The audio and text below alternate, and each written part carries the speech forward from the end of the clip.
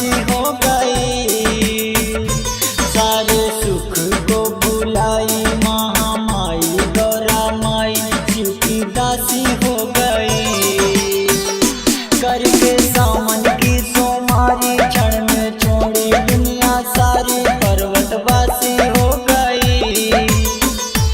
सारे सुख को बुलाई महामाई गौरा माई शिव की दासी हो गई। तुझे जिसने भी दिल में उतारा भोले वो फिर होले होले हो गया तुम्हारा भोले। वो फिर होले होले हो गया तुम्हारा भोले।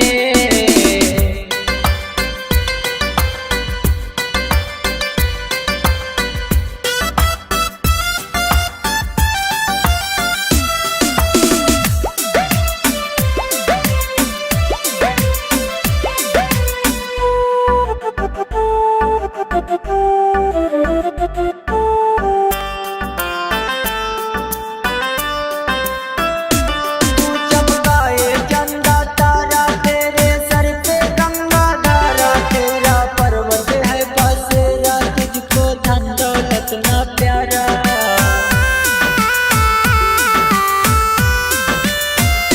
तू चमकाए चंदा तारा तेरे सर पे गंगा धारा। तेरा पर्वत है बसेरा तुझको धन दौलत ना प्यारा।